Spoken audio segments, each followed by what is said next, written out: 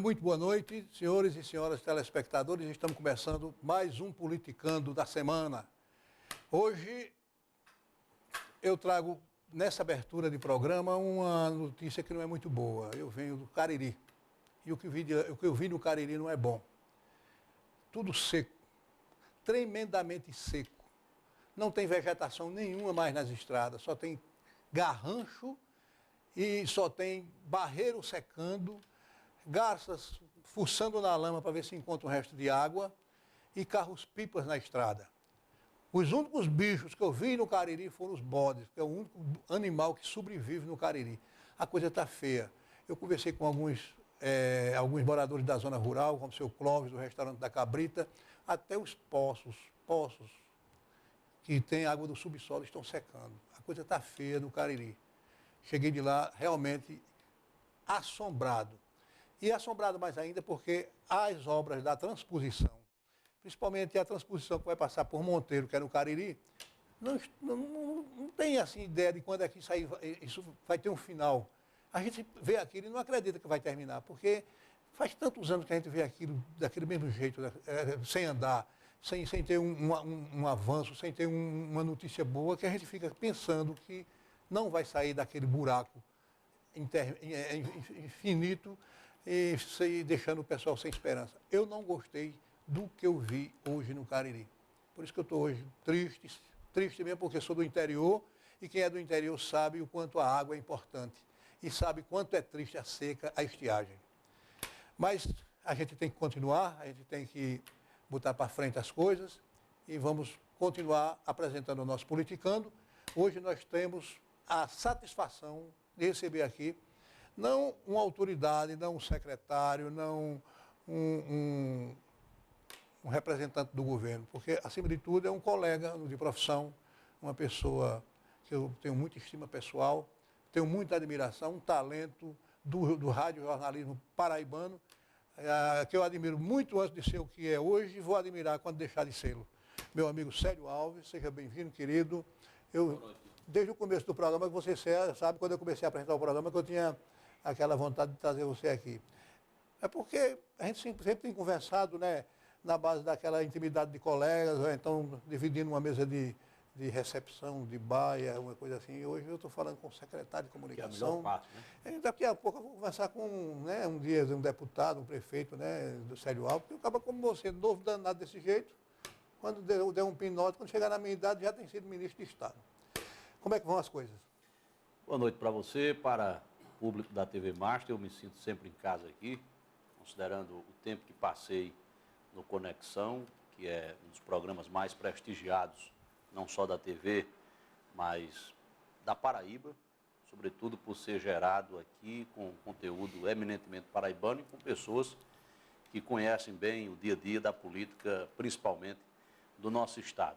Então, Conexão merece sempre esse reconhecimento e o Politicando chega para ilustrar também essa grade de programação da Master, conseguindo já um público notável nesses seus primeiros programas, nessas primeiras exibições, porque faz algo diferente a partir da própria condução que você faz aqui no dia a dia, nas entrevistas, abordando temas do momento, também rememorando parte da história da Paraíba, trazendo ao conhecimento daqueles que não sabem de determinadas passagens importantes. O programa tem sido bastante interessante, eu tenho acompanhado sempre que posso, inclusive na última terça, acompanhei ao vivo a entrevista do meu amigo Dr. Francisco, que é uma grande revelação do direito e notabilizou-se nas eleições de 2014 por conseguir judicialmente a proibição de 9 pesquisas eleitorais que visavam tão somente iludir o eleitorado paraibano. As coisas estão caminhando, estou aqui à sua disposição, graças a Deus, firme e forte, para que a gente possa conversar sobre tudo quanto você julga importante. Você falar de Francisco, eu vou contar um caso que aconteceu comigo. Na última eleição, você sabe que o jornalista em eleição, ele é, acima de tudo, um alvo, né? É verdade. Daqueles que não gostam das publicações do jornalista. Tem o que a gente agrada a um lado e desagrada o outro, isso é fatal, né? E eu publiquei uma matéria que falava sobre uma enquete, uma bobagem, e uma certa coligação me acionou judicialmente. Disse que eu estava publicando pesquisa e etc, coisa e tal. E eu procurei um advogado para me defender, eu não vou dizer o nome, é claro. E o advogado disse, olha, eu vou fazer a sua defesa, mas você está derrotado. Disse, por quê? Não, porque pesquisa no TRE chegou lá, publicação de pesquisa é multa na certa, eu digo, estou lascado. Mas aí eu vou conversar com outro advogado. Eu perguntei a Francisco, tu acha que eu estou lascado aqui? Está nada, rapaz, isso aqui está, aqui o defeito. Vou lhe absolver, e absolveu. Ele é muito competente, realmente. Sério, como é deixar de ficar do lado do entrevistador e ser o entrevistado? Se tornar vitrine? É complicado. Primeiro, pela surpresa, porque quem está entrevistando sabe o que vai dizer. Quem está sendo entrevistado nem sempre tem o tempo de saber o que vai responder. Então é preciso ter um raciocínio mais ágil, estar sempre muito atento e com uma boa base de informações. Eu prefiro, particularmente, ser entrevistador. Você assumiu o cargo de secretário executivo da comunicação. Você e Luiz Torres são as pessoas que encarregadas de fazer a imagem do governador Ricardo Coutinho e, ao mesmo tempo, partir para a defesa quando isso se faz necessário. O governador Ricardo Coutinho recomeçou um mandato agora, né? Depois dessa campanha acirradíssima, né? Enfrentou o até então imbatível Cássio Cunha Lima e conseguiu ganhar. Ocorre que agora o governador, não faz nem um mês que assumiu, já é alvo também das críticas do senador Cássio Cunha Lima, que, entre outras coisas, ele está criticando o governador, principalmente por conta desse aumento, que ele disse que não é quase inexistente, né, um aumento reduzido que o governador deu, e algumas medidas de economia que o governador adotou, como demissão, extinção de alguns órgãos, exoneração de comissionados e etc, etc. Como é que você vê esse comportamento do senador Cássio Cunha Lima nesse início de governo? A postura do senador está na contramão daquilo que nós estamos vendo no Brasil. Manda a prudência que o governo federal, assim como os governos estaduais e municipais, ou seja, todos os níveis da administração pública, adotem medidas de cautela, porque o ano de 2015 promete ser muito difícil do ponto de vista econômico.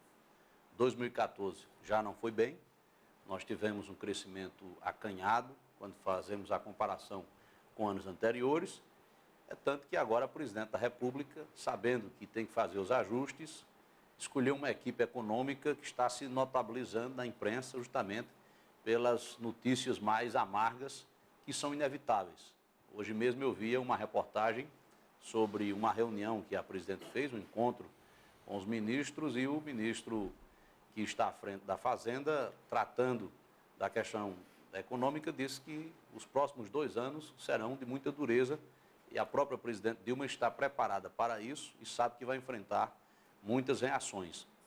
Mesmo governadores reeleitos, o caso de Pezão, no Rio de Janeiro, adotaram medidas de cautela no sentido de garantir o equilíbrio fiscal e financeiro dos cofres públicos. No Distrito Federal, onde houve mudança de governo, o quadro é tão difícil que há salários atrasados dos servidores da saúde e o governador Hollenberg está fazendo uma proposta de parcelamento.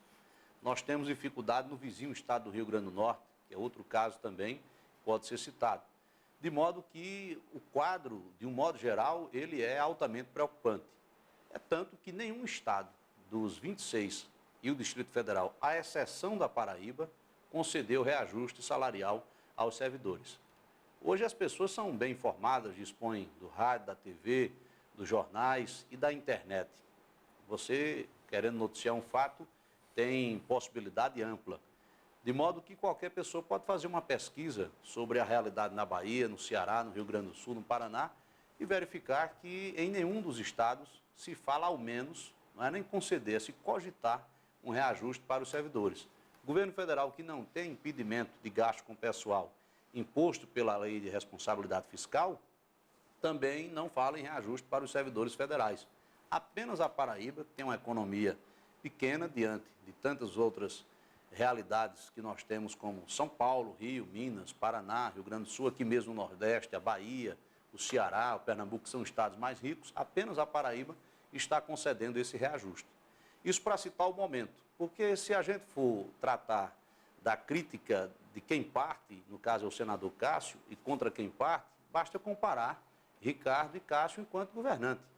Antes de começar o programa, eu estava vendo aqui uma notícia no site Terra, e quem quiser pode fazer essa busca na internet, depois eu posso até publicar isso nas redes sociais, que frequento constantemente, noticiando a coletiva da vitória do então governador Cássio em 2003. Ele dizendo que em 2003 daria reajuste aos servidores porque eles passaram 7 anos sem ter direito a reajuste. Quem é servidor sabe que em 2003 esse reajuste não foi dado. E durante outros e outros anos da gestão dele, também não houve esse reajuste. O governador Ricardo é diferente. Ele criou a data base para acabar com essa espera e com essa incerteza do reajuste. O servidor sabe que muito ou razoável ou até pouco, dependendo da situação econômica do Estado, mas se tem um reajuste a cada ano. E o governo, se dependesse apenas dele, daria o melhor dos reajustes. Ele dobraria os salários dos servidores por reconhecer a legitimidade deles quando pleiteiam uma melhor remuneração. Entretanto, tem que haver responsabilidade para não se chegar a extremos como o caso do Distrito Federal, em que se queria fazer uma grande festa de Réveillon e os servidores estavam sem receber salários. A Paraíba de hoje prefere dar um reajuste dentro de sua realidade do que meter os pés pelas mãos e chegar a ponto de no final do ano não ter o 13º e forçar os servidores a fazerem um empréstimo consignado para ter o dinheiro do 13º. Então é preciso que a gente tenha muita lucidez e, acima de tudo, responsabilidade e espírito público na hora de fazer uma discussão como essa. O governador Ricardo Coutinho, ele, ao mesmo tempo que deu o aumento, ele anunciou que não vai receber um aumento que foi concedido pela Assembleia Legislativa. Ele realmente vai renunciar a esse aumento? Porque verdade, saiu publicado o aumento dele e dos secretários. Mas para ele renunciar, ele não tem que publicar alguma coisa? Ele está preparando a medida provisória para a suspensão do reajuste. A mesma coisa que ele fez no início do primeiro mandato, em 2011. A Assembleia havia aprovado, porque a cada 4 anos os deputados aprovam o valor do salário deles para os próximos 4 anos, do governador, do vice e dos secretários de Estado, enfim.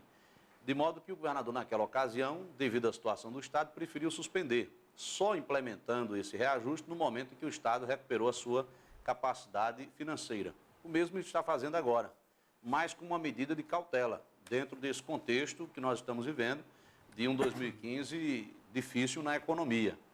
Então, o governador não vetou o projeto criado pela Assembleia, que tem competência para isso, e aprovado pela Assembleia, e é interessante porque um jornal aqui do Estado criticou o governador, porque ele não tinha vetado, mas deixou de criticar quem criou o projeto e quem o tornou lei.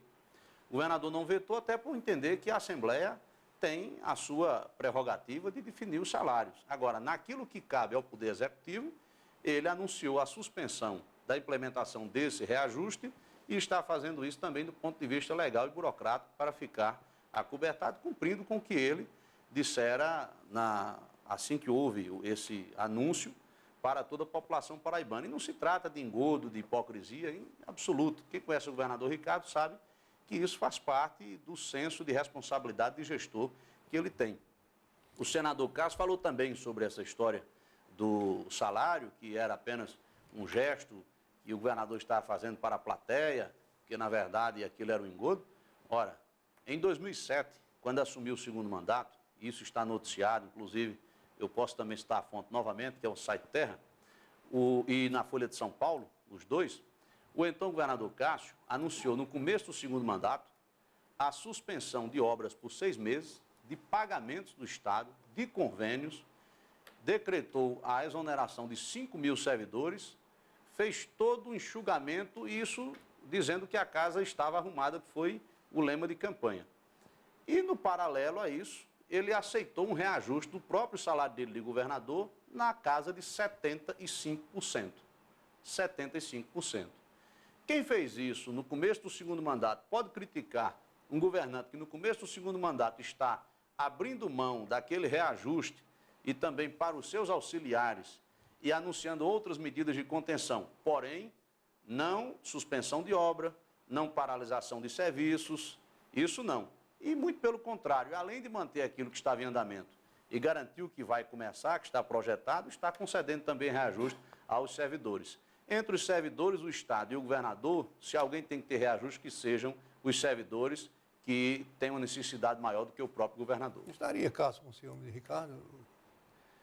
Eu não sei, né? Até porque dizem que ciúme de homem é fogo, eu não vou por Eu não essa sei porque eu linha. nunca tive ciúme de homem. Agora, é preciso também se dizer que todo esse bojo de críticas que o senador está fazendo, ele fez na campanha. E a Paraíba teve a oportunidade de ouvir o que ele dizia e o que o governador Ricardo dizia. E o julgamento foi o resultado das eleições, com a vitória de Ricardo contrariando todas as projeções que foram feitas muito antes das eleições. Sério, honestamente, você acreditava no começo que Ricardo ganhava essa eleição de Cássio? Eu sempre acreditei, externei isso nas conversas que tive nos bastidores e até publicamente. E por quê? Porque, primeiro, eu tenho uma convivência com o governador Ricardo de algum tempo e acompanho muito atentamente as ações do governo. Conheço as regiões do Estado, sei onde o Estado está investindo em todas as partes. Então, diante desse conjunto de obras, de ações, eu tinha uma convicção interior de que no momento em que o governador fosse para o debate expor isso, já que aquela disputa política permanente terminava por ofuscar esse conjunto de ações do seu governo, a população iria reconhecer. Porque quem trabalha vence. Eu não conheço o trabalho perdendo para a letargia, para a omissão. Eu conheço o trabalho sempre prevalecendo, sempre triunfando. Por isso que eu guardei a crença durante todo esse tempo de que o governador Ricardo chegaria a esse resultado. Depois, porque eleição não se decide, e o governador Ricardo tem essa compreensão e diz isso de forma reiterada, em gabinete, em reunião de partido político. Eleição se faz com o povo. É o único ato da democracia em que o povo tem uma participação equivalente. Tanto faz o voto de seu Zé, que é muitas vezes um servidor público, está lá numa escola na condição de porteiro, como o voto da presidente da República. Na hora em que a população é chamada para o debate, ela sabe fazer a sua leitura. E nem sempre ela faz uma leitura a partir daquilo que os políticos interpretam, ou que determinada classe interpreta, ou um segmento, porque cada um vai para a eleição, para aquela disputa, com um interesse. O eleitor, ele quer saber se a vida dele está melhor, porque, afinal de contas, é para isso que serve o poder público. Se a água que não tinha chegou, se a estrada que não existia foi feita, se a escola está melhor, se o professor está ganhando 14º, 15º, se não tinha aumento e tem. Quando ele começa a perceber essa transformação da realidade, ele sente que aquela proposta que implementou isso é capaz de fazer muito mais. Por isso que eu sempre acreditei, por entender que não seria a eleição decidida entre aqueles que se achavam donos da decisão e da opinião do povo. É tanto que nós tivemos o resultado que tivemos nas eleições. Mas tinha muita gente que não acreditava. Por exemplo, muitos aliados de Ricardo Coutinho, deputados, etc., até o vice-governador dele,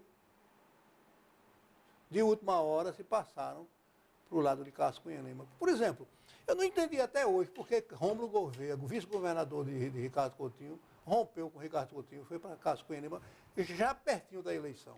É um fato interessante e até hoje realmente inexplicado, inclusive por um detalhe que talvez pouca gente tenha atentado, ou alguns segmentos da imprensa perceberam e não quiseram discutir isso, considerando a preferência rasgada que havia pelo senador Cássio nessa disputa. O vice-governador, quando rompeu, eu lembro bem, disse que estava sendo rifado na chapa de Ricardo, porque era pré-candidato ao Senado e Ricardo anunciou o nome de Lucélio Cartacho. Muito bem. Passados 30 dias, o Rômulo, que se disse traído por Ricardo para dar vez a Lucélio, anunciou o voto em Lucélio. Simplesmente isso. Então, caiu por terra o argumento que ele usou há 30 dias de que o rompimento se dera em face dessa mudança que houve. O nome dele era cotado para senador e depois foi definido o nome de Lucélio. Eu quero crer que foi uma outra questão, que até hoje não revelaram. Qual, por exemplo? Não sei, e acho que uma talvez seja mais fácil de a gente aqui afirmar, que é justamente esse oba-oba, essa história de que Cássio era imbatível, estava eleito governador. Tem muita gente que faz política pela aparência e não pela essência. Tem gente que não defende a ideia na política. Quem defende a ideia, persevera, vai à frente. Porque o importante não é se o caminho vai ter lama, se vai ter poeira, se vai ter pedra ou espinho. O importante é que você sabe para onde está caminhando e sabe que vai chegar. Tem gente que se perde no caminho, na caminhada, porque se embaraça com isso, com aquilo outro que aparece. Muitos se embaraçaram com isso. Não conseguiram perceber que o povo tinha uma compreensão que não era necessariamente aquela compreensão que estava sendo externada pela mídia majoritariamente, por segmentos mais abastados da sociedade. Eu penso que o vice-governador enganou-se também com esse canto da sereia. Agora, o resultado não foi dos melhores, porque se elegeu deputado federal com alguma dificuldade, a esposa, que era deputada estadual, não foi reeleita e saiu com um tamanho, do ponto de vista político, menor do que entrou nessa história toda, já que a grande maioria das pessoas tem a opinião, pelo que a gente aferiu no contato, sobretudo com as bases políticas do governador Ricardo, e que ele foi extremamente incorreto com o governador Ricardo, e não só com o governador, mas com todos que compunham aquele agrupamento naquele instante. Me parece que o governador o tratou com muito carinho, né, na campanha, né? Assumiu várias vezes o governo, participou de todos os atos do governo, era chamado para as decisões. Ele avisou que ia romper? Não. Na verdade, quando houve a mudança, que Lucélio foi para a chapa, houve uma série de contatos, inclusive eu fiz um com o Rômulo Gouveia, e a mim ele disse que estava tudo muito tranquilo, que não havia problema, que seria candidato a federal, que já estava fazendo articulações. Eu me propus, inclusive, a ajudá-lo em alguns contatos, onde poderia somar, e ele ficou muito grato. Há amigos também comuns que nós temos, ele disse a mesma coisa. E quando foi, na sexta-feira de manhã, às 9 horas, ele começou a externar algumas insatisfações do tipo: o governador nunca veio tomar um café na minha casa, Cássio já veio uma vez ou duas, e isso e aquilo outro. E quando abrimos olhos, ele já estava na API, com o pessoal do PSDB do lado, dando uma entrevista coletiva. É até humanamente possível você começar a ter uma insatisfação às 9 da manhã e conseguir a API em 3 horas depois para conceder uma coletiva e mobilizar toda a imprensa. Eu acho que estava tudo muito planejado, arquitetado de algum tempo, porque o vice-governador achava que o governador Ricardo só teria mais 6 meses de governo, enquanto Cássio teria mais 4 anos. Só que se enganou. Eu entendi bem, ou ele estaria de combinação assim, olha, aproveita até não poder mais e depois tu rompe assim? A minha opinião pessoal é essa. Isso aliás, aí... não é minha só não, é de muita gente. Acordado com o próprio senador Cássio? Sim. Você pode perceber que vários deixaram o governo quando Cássio efetivamente rompeu. É o caso de seu conterrâneo, Zé Nobre Toscano. Exatamente. E outros ficaram fazendo gradativamente. Sai um hoje, sai outro amanhã, um deputado outro que eu não entendi também foi o Ludo Gero, né? O Mané Ludo Gero. Exato. Que... O Antônio Estambo de Gesso Mineral. Mineral... Ele teve ali na Procuradoria-Geral do Estado com a caminhoneta cheia de retrato de Ricardo Coutinho. No outro dia estava lá em Patos, no aeroporto de Patos, agarrado com Cássio. Eu disse, meu Deus do céu. Mineral jurava lá em Patos, no sertão inteiro, de que estaria com o governador Ricardo em qualquer cenário. Mas sabe qual foi o resultado lá da terra em que a esposa dele é prefeita? Foi o seguinte: o governador Ricardo venceu no primeiro e no segundo turno. Nós participamos de um evento, uma caravana do trabalho com o governador Ricardo. Num domingo, passamos lá em Areia de Baraunas. As casas, quase todas estavam com um adesivo de Cássio. E todos adesivos novos. É como se tivesse havido uma ação na véspera para mostrar que a cidade tinha acompanhado a prefeito e o deputado. Mas só que o voto é secreto. Na urna, o eleitor é a consciência dele. E aí o governador ganhou o primeiro e ganhou o segundo turno. E, além disso, Mineral perdeu a eleição. Teve também o caso de Monteiro, né, que foi muito sintomático, né? Monteiro era prefeito, deputado, o dono dos votos lá de Monteiro, e de repente o governador ganhou em Monteiro. No Cariri como todo, houve um reconhecimento à ação do governador Ricardo, porque aquela região, Tião, telespectadores, quem conhece, você sabe muito bem, uma região historicamente esquecida, talvez a mais esquecida da Paraíba. Poucas estradas asfaltadas e parte do que era federal. As populações pequenas, então ninguém tinha interesse em investir por isso, porque os votos eram poucos. Cidades como Parari, como São José dos Cordeiros, como Santo André e tantas outras.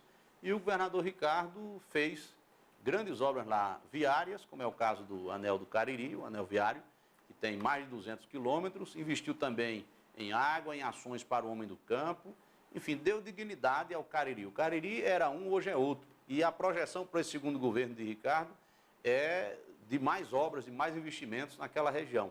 Então, o homem que mora lá, que enfrenta o sofrimento há muitos anos, soube fazer essa avaliação e decidiu pela manutenção desse projeto. Princesa Isabel, por exemplo, foi surpreendente, né?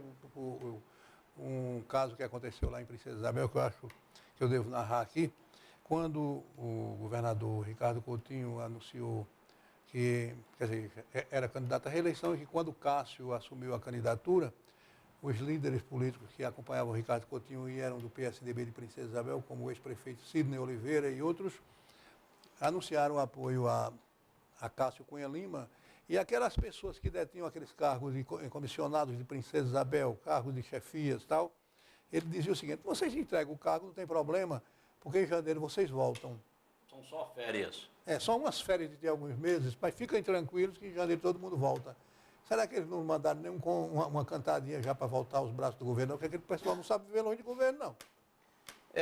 Eu particularmente não tenho conhecimento, mas é claro que depois que o governo se instala, sempre tem aqueles interessados numa reaproximação, que tem muita gente arrependida a essa altura. Eu disse a muitos sobre essa decisão do senador Castro ser candidato, que ele tinha um mandato de senador, e se não vencesse as eleições, voltaria para o Senado ou lá permaneceria. É o que está acontecendo.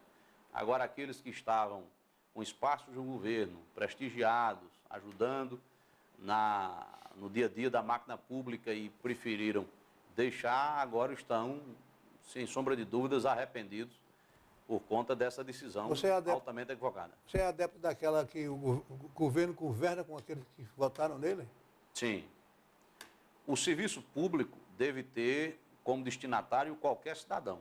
Todos aqueles que dependam do serviço público têm que ser contemplados. Agora, a máquina pública ela tem que ser tocada por aqueles que acreditam no governo. Porque o governo, embora ele tenha que ser impessoal no que diz respeito às obras, aos serviços, enfim, a todo o funcionamento da máquina que visa o bem-estar comum, mas ele é tocado por um projeto político. Na hora em que um governante decide abrir mão do salário dele, daquele reajuste que está sendo dado, ou na hora em que ele decide priorizar as obras em detrimento de patrocínios para festas, ele está tomando uma decisão política, porque ele poderia fazer diferente. Então, o governo, ele é tocado, conduzido exatamente por uma ideia política. E não pode ser através de agentes, de instrumentos que não sejam coadunados com aquela ideia política. É preciso ter essa compreensão. Isso não significa excluir ninguém. Agora, se alguém, por exemplo, deixou o governo de Ricardo, ou os que não deixaram, não participavam e optaram por Cássio, porque achavam que Cássio apresentava uma nova proposta política, como é que esse alguém pode participar do governo de Ricardo? Se acha que o governo de Ricardo está equivocado do ponto de vista da condução do Estado? Uma coisa é uma coisa, outra coisa é outra coisa. É outra coisa, como dizia Juraci. O governador Ricardo Coutinho, ele enfrentou uma barra pesada também no setor da imprensa. Eu me lembro que alguns gatos pingados chegavam a noticiar as coisas de Ricardo. Os outros gatos pingados e os gatões pingadões só botavam coisa de Ricardo se fosse negativamente. Você, como jornalista, como radialista e como secretário de comunicação, na época você tinha se afastado para ser o coordenador geral da campanha. Você sofreu muito no contato com antigos companheiros que lhe negavam espaço? Não tenha dúvida. Há um episódio que foi marcante durante a campanha, foi quando nós descobrimos aquele comportamento do prefeito de Caiçara. Sim, aquela história do... Como é que chamava? Do cabelo, doutor. Cabelo. Doutor. Ele era filiado ao PSB, fazia juras de fidelidade ao governador Ricardo e, de repente, deixou de comparecer a um evento em Bananeiras. Nós já estranhamos, porque ele ia a tudo que fosse evento do governador na região, não atendia mais aos telefonemas do deputado Evásio, de ninguém da campanha. A gente sentiu que havia algo de diferente no ar. E houve aquele telefonema em que ele julgava estar falando com alguém da confiança do senador Cássio, e quando ele abriu o jogo, falou naquelas importâncias lá em dinheiro, usando em dado momento essa história do cabelo para disfarçar, para que ele votasse em Cássio. Muita coincidência, isso foi numa terça-feira, na quarta seguinte, o prefeito é anunciado por Cássio como seu apoiador. Muita coincidência. Então, o fato foi denunciado para que houvesse uma apuração. O que a coligação pediu ali, o deputado Evásio, era que a Polícia Federal, com o Ministério Público Eleitoral, procedesse a uma investigação, porque, no mínimo, era muita, mas muita coincidência. E o resultado é que quiseram criminalizar quem estava denunciando e absolver quem estava sob suspeita. Ou seja, houve uma inversão de valores. A vítima, que ali era a própria lisura das eleições, e os denunciantes que estavam buscando contribuir para a lisura das eleições, a vítima terminou sendo criminalizada. E quem supostamente cometeu o crime ficou numa condição de alforria. O resultado é que nós estamos ainda aguardando a apuração disso, efetivamente. Porque, na época, a Procuradoria Eleitoral, juntamente com o TRE, remeteram esse fato para o Supremo. E lá chegando, houve uma devolução do caso, que inclusive foi noticiada de forma equivocada também no segundo turno, dizendo que o ministro tinha arquivado. Não, o ministro não arquivou. O ministro disse o seguinte, que por se tratar de um crime eleitoral, não cabia ao Supremo apurar esse fato em relação ao senador Cássio, por ele ter foro privilegiado, e sim a Corte Eleitoral, que não era um crime comum que fosse ser apurado no Supremo pelo fato de ele ser senador. Ali ele era candidato, era algo que envolvia um candidato. De modo que não houve arquivamento, houve a devolução e está em curso uma investigação para que se chegue a uma conclusão daquilo aqui no Estado. Então esse fato foi muito emblemático e muito exemplar em relação ao que fez grande parte da imprensa durante a campanha aqui no Estado. Embriagada também por essa história de que o senador era imbatível e que jamais perderia para o governador Ricardo. Terminou que o eleitor disse que quem decide isso não é a imprensa, não sou eu, não é você, é o eleitor. Eu me lembro que você estava dando uma entrevista direto da API, eu não estava lá, mas escutando, e um radialista, se não me engano, Nilvan Ferreira, chegou a bater boca com você, achando que você estava cometendo uma leviandade ao fazer aquela denúncia em cima de uma ligação feita por Salles Dantas e passando por um assessor de Cássio Cunha Lima. Exato, me vai lembrar aquela história de Luiz Gonzaga, né? Quem manda o cabra ser morredor. É como o sujeito vai dar uma facada no outro, aí disse, não, ele atravessou na frente. É verdade. Né? Quer dizer, naquela hora ali, o que se viu claramente foi uma tentativa de desmoralizar a denúncia, né? Porque, na pior das hipóteses, o que é que você faz se você não tem crença naquilo? Defende uma investigação. E, ao final, se há uma denunciação caluniosa, o responsável seja punido. Agora, me diga uma coisa, sendo o Cássio da oposição, não tendo a máquina do governo na mão, de onde apareceram tantos cabelos? Essa perspectiva de vitória, ela é numa campanha fulminante. Porque muita gente faz essa avaliação que fez, por exemplo, o doutor Sidney em Princesa, que você citou aqui muito bem. O sujeito olha para frente e acha que o candidato que está no governo está derrotado, então ele só tem mais 6 meses. O outro está eleito, vai ter 4 anos. A expectativa de poder é tão forte numa campanha que, em dado momento, ela é maior do que o poder. E nós vivemos isso durante a campanha. Prefeitos deixando por volta de julho, agosto e aderindo ao senador Cássio. Por qual razão? Somente pela expectativa de poder. Que achavam naquela altura que Ricardo já não tinha mais poder. Eu achei engraçado nessa campanha, porque teve um período em que a fila era grande, né? Os caras abandonando Ricardo Coutinho para Cássio Cunha Lima, os prefeitos. Exato. Existia até uma ordem, não, vocês têm que aderir de acordo com o cronograma para ter adesão até o dia da eleição. Quando a coisa começou a virar para o lado de Ricardo Coutinho, aqueles mesmos sujeitos que estavam lá, já tinham aderido começaram a voltar, bicho. É um vai e vem da retada. Esse pessoal merece credibilidade? Grande parte voltou, né? Porque terminou percebendo o equívoco e porque na urna o eleitor deu uma demonstração de que não concordava com aquela posição, né? Então vários prefeitos terminaram reconhecendo isso e decidiram se incorporar à campanha do governador Ricardo. Célio, eu vi hoje na imprensa uma crítica do vice-prefeito de Campina Grande, Ronaldinho Cunha Lima, à decisão do governador de extinguir ou fazer a junção da CDRM à Sinep e também a extinção daquela secretaria de Campina Grande chamada Secretaria da Interiorização. Ela foi substituída por uma outra que parece que tem um âmbito, um alcance mais estadual. Como é que você viu essa crítica? Vi, foi feito inclusive numa rede social. O que aconteceu é que o governador Ricardo, dentro dessa reforma administrativa, que ainda não foi concluída, que o governo vai no dia a dia percebendo os ajustes que devem ser feitos, decidiu extinguir a Secretaria da Interiorização, que de fato era sediada em Campina, mas igualmente com sede em Campina ele criou a Secretaria do Desenvolvimento do Semiárido, que tem uma função definida, uma atividade bem delineada e que vai abranger o estado inteiro, porque nós temos quase que 100% do nosso território no semiárido.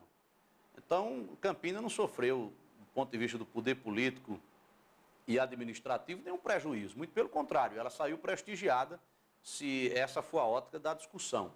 Com relação aos serviços, a Secretaria do Semiárido vai prestar serviços muito mais relevantes à população, principalmente da zona rural, a população que mais precisa, do que a Secretaria de Interiorização, que durante anos existiu e ninguém nunca conseguiu dar a ela uma atividade bem definida para que ela fizesse jus à própria existência. Com relação à CDRM, o governo incorporou a CDRM à Sinep. Então, não há extinção exatamente do serviço. A extinção da companhia e o que ela fazia passa a ser feito pela Sinep. E ao cidadão que está lá na ponta, desejando uma intervenção do Estado para fomentar a mineração, e a Paraíba tem potencial para isso, está lá na zona rural precisando de um poço artesiano, porque a CDRM também fazia perfuração, ele não quer saber se quem faz é a CDRM, se é Sinep, se é a Secretaria de Saúde, se é a Secretaria de Esporte. Ele quer saber que se faça. Ele quer saber que o governo chegue com a ação. É mais ou menos como aquele debate sobre gestão pactuada na área de saúde. Quem vai a um hospital buscar um atendimento, não pergunta lá na recepção ao servidor que está ali atendendo, você é CLT, é estatutário, você é da OS, você é terceirizado, privatizado, de onde você é? Ele não quer saber. Ele quer saber do atendimento. Ele não quer saber se o médico é de Cuba, se é do Brasil. Ele quer ser atendido e sair dali com a saúde restaurada. Essa é a grande questão. O que vale é a oferta do serviço na ponta. E, nesse sentido, o governador Ricardo adquiriu, durante esses últimos 4 anos, 4 perfuratrizes para a CDRM, que há 30 anos não tinha uma perfuratriz nova. E durante esses 10 anos, a família do vice-prefeito de Campina Grande, que é vice-presidente também estadual do PSDB, governou a Paraíba e não comprou uma. Em 4 anos, o governador Ricardo comprou 4. Durante o governo Cássio, foram 380 poços artesianos perfurados na Paraíba. Só em 2014, a CDRM perfurou mais de 1.000. Então, não há como travar um debate numa desigualdade dessa. Não há como estabelecer uma discussão mínima que seja, mas, infelizmente, o vice-prefeito, talvez na ausência do que apresentar em Campina Grande, parte para esse tipo de crítica que não encontra nenhum tipo de apoio, de endosso da população. Mas o São João vem aí, né? E eles estão dizendo que não tem ajuda do governo para a festa do São João. E aí? O maior São João do mundo em Campina Grande, o governo do estado já travou essa discussão durante as edições anteriores, e isso já é amplamente conhecido da população de Campina e do restante da Paraíba. Não é apenas um evento do governo do estado, da prefeitura, é um evento também da iniciativa privada, é tanto que ali há recursos mistos para a realização desse evento. E cabe à prefeitura que realiza prospectá-los. O governo entra com sua parte, o governo faz investimentos ali de divulgação, investimentos em segurança, toda uma logística, ele faz aquilo que lhe compete. Agora, não pode ser ele responsabilizado exclusivamente pela realização do evento. E todos os anos essa discussão volta à baila porque ela serve como cabo de guerra para a disputa eleitoral. Só que esse discurso em relação ao São João e tantas outras questões que são aventadas durante esse tempo todo, esse discurso foi derrotado, a população fez uma leitura diferente, ela entendeu que o governo tinha razão, o governador Ricardo estava e está no caminho certo, é algo superado. Falar em festa, lá para a sua região vai ter uma festa da luz, começa hoje, né? Na verdade, vamos ter na quinta-feira o início das atrações musicais, mas tem uma série de atividades que já começam no início da semana, tanto a parte profana, como a gente diz, como também a parte religiosa. A Festa da Luz é hoje não, já faz algum tempo, a maior, creio, festa de padroeira da Paraíba, não obstante a grandeza da Festa das Neves aqui em João Pessoa. E atrai muita gente da região, de outros estados. No interior, você que é de Princesa Isabel sabe disso, é um momento para que quem está no Rio, São Paulo, longe da família, possa voltar à terra e visitar os amigos, enfim, passar ali uns dias comer de bolo, férias, né? Comer bolo, né? Uma, Dar uma voltinha no parque, né? Dançar um forrozinho. Isso, dançar forró, enfim. Mas eu vi um pessoal chiando hoje lá em Guarabira, porque disseram que você só pode participar da festa profana e se beber das bebidas que estão cadastradas e patrocinando a festa. Onde é que está a liberdade, doutor? Se eu não quiser tomar Jurema, eu tenho que tomar outra coisa que eu goste. E aí? Eu até compreendo que a prefeitura, no afã de buscar parcerias para dividir os custos da festa, parta para esse tipo de atitude, de tornar a venda exclusiva. Agora, se alguém, por exemplo, sai de sua casa e vai à festa e quer levar a sua bebida, eu entendo que essa pessoa não pode ser proibida de entrar na área da festa, porque a festa é pública, é bancada com dinheiro da prefeitura, né? Então, você não pode ser impedido. Se ocorrer isso lá, e a informação é de que vai ocorrer, eu acho que seria o caso de uma intervenção do judiciário, provocado, evidentemente, para garantir a liberdade das pessoas de curtirem a festa, que é bancada com o dinheiro delas. Me parece uma atitude um tanto quanto exagerada da parte da prefeitura. Há um outro problema lá também, que está gerando uma discussão enorme hoje. Inclusive aconteceu um princípio de agressão entre um empresário do setor de eventos e o chefe de gabinete da prefeitura, no local lá que vai ser a festa, porque é o seguinte, a Festa da Luz, ela foi realizada durante anos na Praça do Novo Milênio, só que chegou um momento em que ficou, de fato, difícil de mantê-la lá, porque a cada ano o público é maior. Então, o prefeito Zenóbio prometeu na campanha fazer um parque destinado exclusivamente para grandes eventos, a começar da Festa da Luz. E esse parque seria em 2013, não foi feito, 2014 também não foi feito, e agora, de última hora, a prefeitura apressou-se para entregar essa obra e realizar a festa. Só que a obra está inacabada, tem uma área pavimentada, mas que muita gente tem dito que é pequena, inclusive gente do segmento de eventos, como o caso do empresário Madison, que não vai comportar o público que normalmente vai à Festa da Luz. Então, grande parte das pessoas vai ficar no barro mesmo.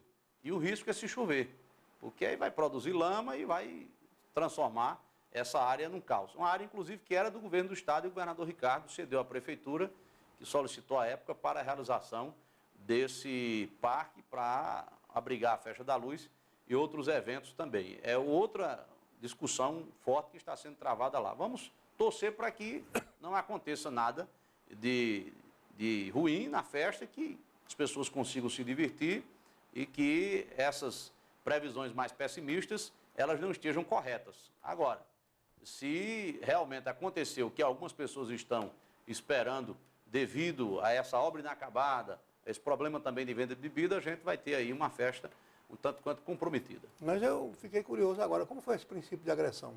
Chegaram às vias de fato?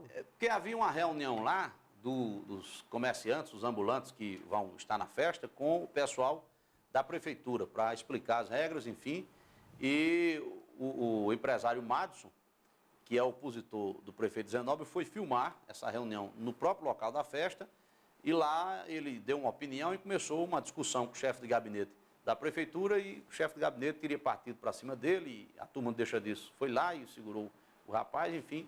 Tem uma filmagem aí que está circulando na internet. Eu vou ver, porque eu só vi o começo. O rapaz é muito falante, eu digo, rapaz, eu não gosto de gente falante demais, não. Começou aquele... Você quer ver logo o UFC, eu né? quero ver logo o negócio, assim, né? Os tabef para lá, tabef para cá. Esse negócio de discurso primeiro é um negócio muito sofisticado. Sério, você é de Mari? Sou de Mari. Nascido e criado em Mari. Terra do abacaxi.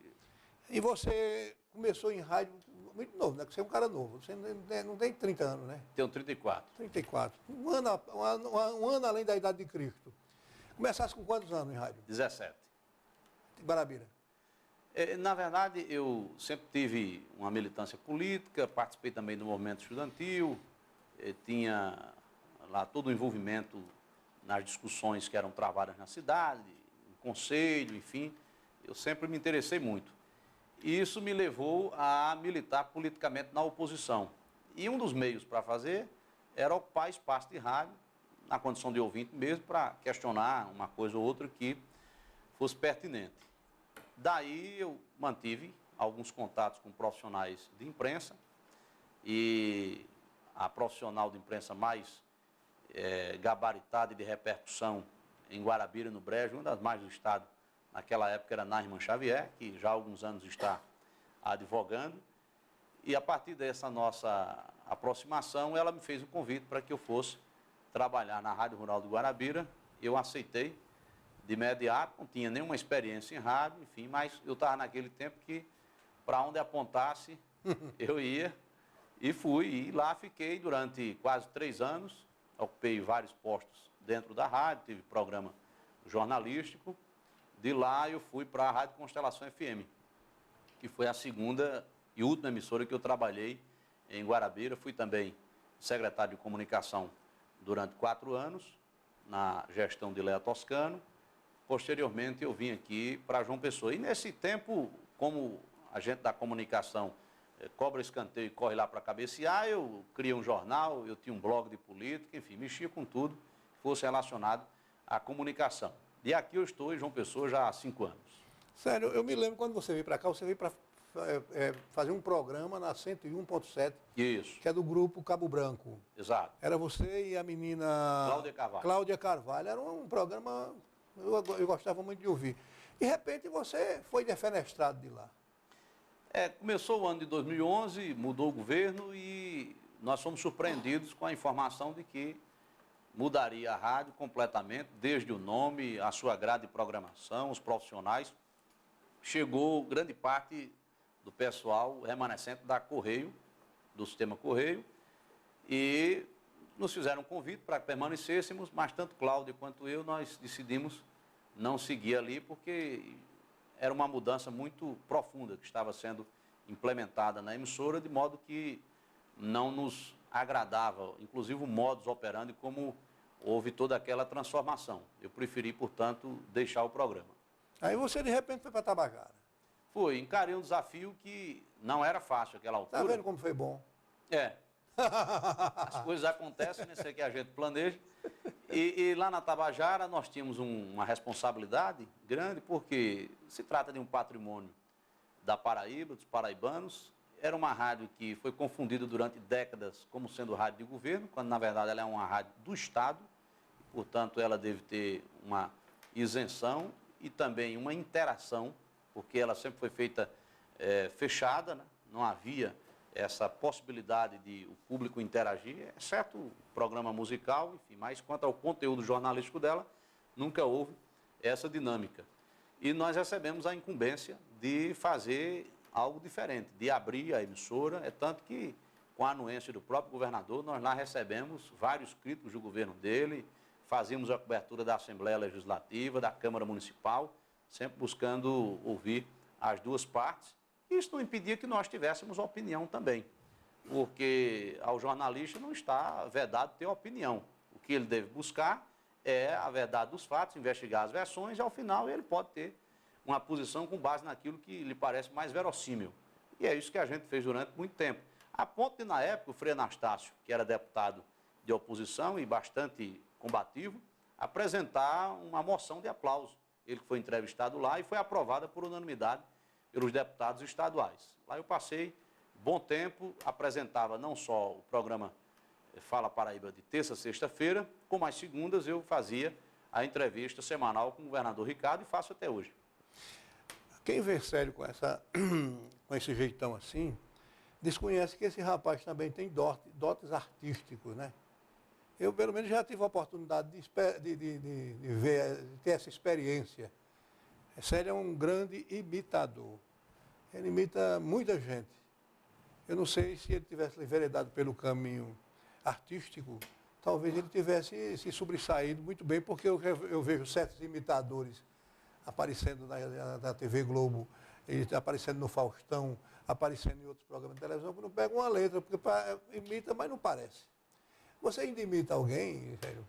Rapaz, muito pouco. Porque, na verdade, eu faço isso em mesa de bar, numa conversa com um amigo, e de maneira assim bem... Eu sei que você, pelo menos no final do Ronaldo Cunha Lima, você imitava perfeitamente. eu fazia. O doutor Armando Abelho também, uma perfeição, né?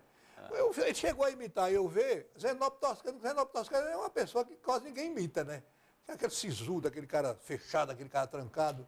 E, de repente, você uma vez imitou. Eu vi, pelo menos, a gente numa mesa de bar, a gente batendo um papo, você imitou. Já fiz. E como era que o Ronaldo falava? Ronaldo era interessante porque havia muitos causos, né? Que eram atribuídos a ele. Uns, efetivamente, de autoria dele, outros não. Uns a gente pode até contar aqui, outros também não. Mas era uma figura assim, muito diferente, muito, do ponto de vista da imitação, que a gente chama de caricata, né? Sem querer, evidentemente, depreciar, não seria esse o caso, a imagem dele. Eu tinha uma boa relação pessoal com o Ronaldo, que eu gosto também de causa político. Ele gostava e sempre que a gente se encontrava, a gente atualizava o papo com base nisso, né? Então, tem histórias, assim, formidáveis do tempo dele como governador. Por exemplo, ele dizia que foi receber em audiência uma professora do interior. E nessa audiência, vou contar o caos, depois eu tento engrenar aqui uma voz dele. A professora chegou e disse: governador, eu estou muito lisonjeada, porque é a primeira vez que eu venho ao Palácio da Redenção, estou frente a frente com o governador do Estado, me recebendo. Isso, para mim, uma professora simples do interior, é motivo de muito orgulho. Ele disse: pois não, conta sua história. Eu disse: não, na verdade, eu estou aqui porque eu sou professora aposentada, mas sou amante da música e estou com um projeto embrionário na minha cidade e, para isso, eu preciso do apoio do governo. Eu gosto de instrumentos, gosto da música, e vou tentar sensibilizá-lo aqui para que o senhor nos ajude a comprar esses instrumentos para montar essa escola que vai atender crianças e adolescentes e todos que tenham interesse pela música na cidade. Se o senhor me der um cavaquinho, eu lhe dou o meu carinho. Se o senhor me der um violão, eu lhe dou o meu coração. Se eu lhe der uma retreta, se eu lhe der uma corneta, eu lhe dou uma retreta. O arremate. O Ronaldo não perdeu a oportunidade, não. Ele, em outubro de 2003, eu encontrei com ele e aí disse: como é que tá, poeta? Ele disse: eu vou fazer uma cirurgia em Brasília, no Sara, e vou ficar bem. Eu vou pular corda. Eu digo: tudo bem. Quando foi em dezembro, a gente se encontrou. Você fez a cirurgia? Fiz. Tá pulando corda, ele estou. Até aquele negócio você vê, não conhece mais. E ele não perdeu a oportunidade de alfinetar. Zé Lezinho contava que ele chegou, quando ele teve aquele problema de saúde, do AVC, né? E lá, inerte, na cama do hospital, aí ele disse: olha, o médico chegou e disse que eu estava com a banda esquerda. Era a banda esquerda ou a banda direita? A banda esquerda. A banda esquerda estava morta. Aí eu fui com a mão dele e puxei logo a pinta pro lado de cá. E a enfermeira chegou e disse: vamos tomar banho? Ele disse: vamos. Aí tire a roupa, tire logo a sua. E a cara da cabra, né? O senhor come cabra, doutor Ronaldo? Se você segurar, eu como. Tanto que segura. Tanto que segura, eu como. E tem um, dependendo. Já o quê? Já é meia-noite? Já não, mas pode contar. Repete durante o dia o programa. Não, que é o problema, rapaz. Não tem problema, não. Não, daqui é que ele fez uma confraternização com os políticos e jornalistas e já conversar com um, com outro e tal, e beliscava, aliás, bebia, e o pessoal beliscando e bebendo também. Daqui a pouco saiu o almoço e ele não almoçava, só bebendo. Aí um curioso disse: governador, me permite uma pergunta. Eu disse: pois não, querido. Se o senhor não come, não, ele disse: não, porque eu sou igual a rola, depois como esmureço. É uma figura. E o doutor Armando Abílio? Doutor Armando, interessante. Eu fiz uma entrevista com ele uma vez e um amigo chegou e disse: eu queria saber, de verdade, não esconda não, aquilo era Armando Abílio dando entrevista ou era você entrevistando e respondendo? Tem até um lance, desculpa, porque senão eu vou esquecer. Você uma vez ligou para Rômulo Gouveia, passando por Ronaldo, e ele acreditou. Não, foi o seguinte, uma vez eu queria falar com Armando Abílio e ele estava numa reunião. Então eu tive dificuldade de contato. Aí minha amiga Nena, que eu reencontrei no ano passado, e até lembrei essa história, era a secretária particular dele. Eu fiz um contato dizendo que era Ronaldo, e aí de repente ela me disse onde a Armando Abílio estava, me deu o telefone do motorista para que eu pudesse falar e pronto. Aí eu consegui falar com ele, depois eu revelei a ela. E outro foi o Padre Albeni, que eu me passei para o Armando Abílio e ele caiu da história. Malvindo é testemunha disso. Malvindo foi quem deu a ideia, fez a engenharia. Padre Albeni é um cara que não cai fácil, né? Mas aí dessa, ele terminou indo. Tem uma boa de Armando Abílio, foi numa entrevista que ele me concedeu. Ele tem aquele jeito de falar repetindo, né? E tal, meio professoral, diferente. Bem explicadinho. Aí eu disse, deputado, o senhor tem um jeito diferente de falar, de conceder entrevista? Ele disse, ô Célio, esse meu jeito é um jeito que eu trago de diamante no Vale do Piancó, e de esperança que é a minha mãe adotiva, viu? E a terra de Dona Rosa Pronunciada. Eu disse, mas o senhor também fala assim porque o senhor já foi do seminário, ia ser padre. Ele disse, eu fui do seminário de Cajazeiras. Naquela época, Célio, eram 51 seminaristas, um seminário, e tinha Padre Solon, viu? Padre Solon, que foi o grande benfeitor de Paulista e de Pombal. E que sempre votou em mim, doutor. Inclusive, certa vez ele foi me apresentar a um eleitor e disse, aqui é Armando, viu? É da minha turma de seminarista. Um deu para vigário e 50 para vigarista. Eu digo, você está contando de público, eu estou autorizado a reproduzir. Mas isso aí é uma coisa que... Ele foi do seminário em Cajazeiras, médico, né, natural de Diamante, estabeleceu-se em Esperança, onde fez carreira política e... E ele abandonou a política agora, só quer ser médico mesmo, né? É médico e radialista. Ele tem radialista, um programa, eu fui entrevistado lá. Eu escutei o programa dele quando eu vou a Bananeiras, dá pra gente escutar o programa. Foi bem quente, bem apimentado lá o programa comigo, porque... Eu imagino. Ele não é muito simpático com o governador Ricardo, né? Ah, sim. É um crítico ácido e eu fui... E foi muito barulho lá, mas tudo dentro da normalidade que a gente se dá bem pessoalmente, né? Ele, inclusive, participou de uma coletiva de imprensa como entrevistador em Guarabira, quando o Cássio foi lá fazer aquele evento do PSDB, eu estava na estrada ouvindo, e aí ele se apresentou e disse, ô Cássio, aqui não é o deputado, aqui não é o médico, viu? Aqui é o radialista e blogueiro Armando Abílio. Aí entrou na pergunta, durou 17 minutos a pergunta. Aí Laércio Cirne, que estava conduzindo a solenidade lá, o evento, disse, por obséquio, caro Armando, seja sucinto. Era nada. Segui adiante, umas 3 advertências e não teve jeito. 17 minutos para fazer a pergunta. É igual a ampla síntese Otávio de Arruda Melo. Né?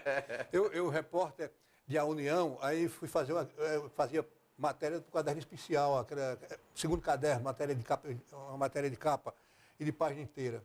E então teve uma vez que fui incumbido de ouvir vários intelectuais, historiadores da cidade, sobre um determinado assunto e eu pedi 10 linhas de cada um. E o negócio foi tão rápido que eu peguei 10 linhas aqui, 10 linhas aqui, e Zé Otávio disse, venha buscar à noite a minha contribuição. E eu fui, eles estou já terminando. Eu sentei no terraço e peteco da máquina, peteco, aí deu 10, deu 15, deu 20, deu meia hora. Aí está aqui a minha síntese, 32 páginas. Era só 10 linhas. 32. E eu, para refundir, para fazer a matéria lá, eu também não podia mexer no texto dele, né? Afinal de contas, é um texto respeitável, de um historiador respeitável, mas é a ampla síntese, como a gente fala. Foi a pergunta de Armando Abílio, 17 minutos. Muito bom. Sério, e como é que vai ser essa história do enxugamento da máquina? Vamos voltar agora. Enxugamento da máquina do governo. Estão dizendo que vão demitir aí 4 mil, 5 mil, 6 mil comissionados. Isso existe? Não, os cortes que foram anunciados, na verdade, é a redução, né, que o governador anunciou, isso foi agora no começo de 2015, evidentemente que... Já saiu todo mundo? Já, esses cargos já foram definidos, que estão contingenciados. E com essa fusão de secretaria, diminui naturalmente, porque você tem 2 secretarias, quando funde, caso da infraestrutura com recursos hídricos, termina ficando menor. A FAC teve também, foi extinta e com isso houve uma redução grande do número de servidores, porque a atividade dela passa a ser incorporada pela nova Secretaria Executiva da Economia Solidária e da Segurança Alimentar, mas não há essa quantidade exagerada. O Estado ele tem mais de 10 mil cargos comissionados e, na verdade, já no primeiro governo, o governador Ricardo não ocupava grande parte desses cargos, porque eles são criados numa perspectiva de prestação de serviço e funcionamento da máquina e, com o decorrer dos anos, eles vão se revelando, parte deles pelo menos, sem utilidade, né? Então, o governo vai preenchendo conforme haja realmente a necessidade. É possível que, durante o andamento do ano, o governador decida fazer mais algum ajuste aqui ou acolá, porque tem que ser permanente isso, não pode ter uma limitação de tempo. Sempre que se entender que a máquina tem que ser azeitada aqui ou acolá, ela vai ter de sofrer esse tipo de ajuste, sempre com o objetivo de atender melhor a população. Porque o serviço público precisa melhorar e muito, né? No Brasil inteiro a gente tem essa consciência e só se faz isso através de medidas que visem esse fim. E inchar a máquina, por exemplo, não é a melhor das soluções. Muitas vezes você tem um setor com 10 servidores que ele atende melhor do que outro que tem 20. Né? Essa dinâmica ela não está condicionada exatamente ao quantitativo de servidores. Tem gente, por exemplo, na área de segurança, pensa que o problema é só você contratar policial. E um dos problemas é esse. Agora, não basta apenas contratar policial. Você tem que investir em inteligência, em equipamento, em tecnologia. Você tem que ter um planejamento, uma política focada para que se possa, então, ter os resultados. Sério, domingo, eleição na Assembleia. O senador Cássio deu entrevista dizendo que vai fazer campanha para Ricardo Marcelo. O governador Ricardo Coutinho vai fazer campanha para Adriano Galdino e Gervásio Maia? Não, porque os deputados são de maior idade, são maduros, têm autonomia, têm legitimidade e eles próprios decidem, né? Tanto é que o deputado Adriano Galdino é candidato a presidente, há bastante voto daqueles que estão lhe apoiando, que votaram no governador Ricardo em 2014, e há também caso de Edmilson Soares, de Caio Roberto, de Branco Mendes e João Henrique, que votaram em Cássio e que estão votando em Adriano, que é uma eleição do colegiado, do Poder Legislativo. Não há que se falar em interferência de governante. E não é do perfil do governador Ricardo também fazer essa interferência. Ele foi prefeito de João Pessoa e a população sabe como foi naquele período a autonomia que a Câmara teve a ponto de fazer oposição de forma contundente, com um número expressivo de vereadores, de ter presidente de oposição. A Assembleia agora mesmo, nós temos a realidade lá instalada. Durante 4 anos, o presidente Ricardo Marcelo, com uma bancada que, inclusive, muitos definem como sendo a bancada do presidente, fazendo oposição ao governador. Não será agora que o governador vai interferir nesse processo. Evidentemente que o governador espera que quem se eleja presidente, e conhecer o deputado Adriano Galdino, e conhecer ao mesmo tempo também o presidente atual, ele sabe que o deputado Adriano Galdino tem mais compromisso com isso, haja de forma independente, mas de forma harmônica. Os poderes, para que preservem suas independências, suas autonomias, não precisam também negar a dos demais e não dar as mãos. Executivo, Judiciário e Legislativo têm que andar todos de mão dadas, evidentemente que respeitando a prerrogativa de cada um. É isso que se espera. Se a Assembleia Legislativa tiver essa postura, ela ajuda muito a Paraíba, ao Poder Executivo, ao Judiciário, e cumpre com o seu papel sem negar nada daquilo que lhe é atribuído pela Constituição e que dela se espera. Sério, os meios de comunicação, eles continuam em campanha, alguns meios de comunicação continuam em campanha política abertamente, mostrando, por exemplo, o governador concedeu o aumento agora ao funcionário público, ao funcionalismo público estadual, a uns ele concedeu um percentual diferenciado, a outros concedeu, uma grande maioria ele concedeu um percentual de 1%, mas aí o que saiu na imprensa, em certo setor da imprensa, é que o governador devia nem ter dado um aumento, porque 1% e nada é a mesma coisa. Esse aumento foi só de 1% mesmo? Não, esse de 1% contempla uma pequena parcela do servidor. porque tem uma outra parcela expressiva que tem o reajuste do salário mínimo, e, portanto, percentualmente, isso é bem maior. E tem também as outras categorias, como é o caso da educação, que o governador concedeu reajuste de até 20%, né, fazendo com que a gente tenha o maior piso pago no Brasil. No caso da segurança também houve um reajuste que supera isso, nós tivemos aí na casa de 5%, e outros setores também do funcionalismo público. Essa história de 1% é uma tentativa de iludir as pessoas. Agora, o bom é que o servidor tenha compreensão, porque ele é quem sabe, no dia a dia, qual é a sua realidade. Um policial sabe quanto ele ganhava antes do governador Ricardo entrar em 2011 para governar a Paraíba e sabe quanto está ganhando hoje. Um professor, da mesma forma. Então, cada categoria, cada servidor sabem fazer essa avaliação de como foi a evolução nesse tempo. E teve uma evolução significativa. No caso da polícia, no caso dos professores, para citar aqui como exemplos, não apenas reajuste para repor a perda inflacionária, mas reajuste que se constituiu em ganho real para os policiais, os delegados, os policiais civis, os policiais militares e diversos outros da atividade estatal. O caso mesmo do fisco, que o governador instituiu aquela bolsa de desempenho a cada 4 meses para quem atinge as metas, e quase 100% do pessoal do fisco termina atingindo essas metas e recebe esse valor a mais. Mas o pessoal do sindifisco está insatisfeito, né? É porque o reajuste, por melhor que seja, ele nunca vai agradar. Agora, é bom que se separe o seguinte: uma coisa é o servidor, outra coisa é uma entidade que se acha a voz do servidor. Né? Tem entidade aí, por exemplo, que não é renovada há muito tempo, que tem sempre aquele grupo ali no comando e que já não fala a mesma língua do servidor. Na base mesmo, o servidor público, ele tem outra compreensão. E essas entidades, inclusive, não fazem alguns reconhecimentos que deveriam fazer, de conquistas como o 14º, 15º da educação, que o governador pagou em dezembro, mais aí de 20 milhões, quase 30 milhões de reais, a diversos professores, a profissionais de educação, dentro desses prêmios que foram instituídos, o Escola de Valor e o Mestres da Educação, enfim, uma série de outras conquistas, como a própria database. Agora, é claro, vai ter sempre um segmento aqui e acolá que vai se queixar, porque isso é legítimo. Uns se queixam porque não se contentam mesmo, outros porque querem fazer disso barganha política, disputa eleitoral. O jornal, eu vi que trouxe hoje essa manchete, dizendo que foi... Ele poderia ter dito ali, por exemplo, que a Paraíba é o único estado do Brasil que está concedendo reajuste, e não disse. Né? Aquela história do reajuste do salário do governador. A Assembleia aprovou dia 17 de dezembro a lei que ela própria criou, o jornal circulou do dia 17 de dezembro até meados de janeiro e não disse nada. No mínimo, desinformação. Não sabia do fato, no mínimo. E quando descobriu o fato, poderia ter dado a manchete: a Assembleia eleva os salários dos deputados, do governador, do vice e dos secretários. Não, o governador silencia diante do aumento do salário dele.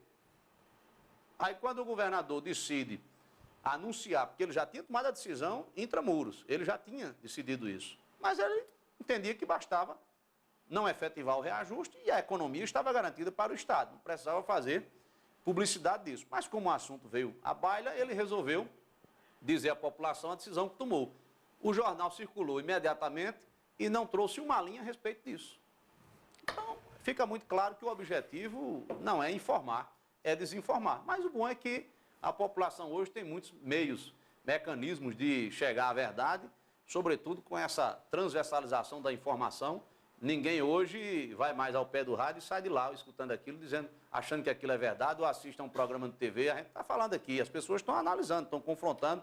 Alguém vai checar um dado que eu disse, eu citei aqui site, recomendei que alguém pesquisasse. Tem gente a essa altura que já pesquisou e sabe se eu vim aqui dizer a verdade, se não vim. Não há como esconder os fatos, porque os fatos na atualidade hoje, com essa capacidade toda da gente se informar, com essas possibilidades, eles são meio que o sol, né? Não adianta você botar a peneira para tapar, que não vai não. Sério, sem querer fazer como aquele cidadão fez com Armando Abílio, eu lamento informar que o nosso tempo terminou.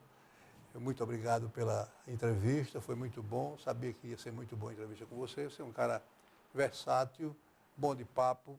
A gente precisa fazer esse programa outra vez, mas a gente tomando uma lá em Bananeira. Leva essa máquina aprovado, não é? Aí vai ficar muito ótimo demais. Para os senhores telespectadores, um abraço, até a próxima terça-feira. Sério, os microfones para as suas despedidas. Um abraço, Tião. Eu estou profundamente feliz com o seu convite, com a acolhida aqui da equipe do Politicando. Parabenizo mais uma vez, me coloco sempre à disposição, porque não estou diante apenas de um amigo, mas estou diante de um grande referencial do jornalismo paraibano e de um jornalista que, com o passar dos anos, não se acomodou, manteve sempre o seu espírito inquieto. Você está buscando inovar, se adequar às novas tecnologias e sem perder nunca esse espírito, esse senso, esse jeito de revolucionário da informação. Até a próxima semana.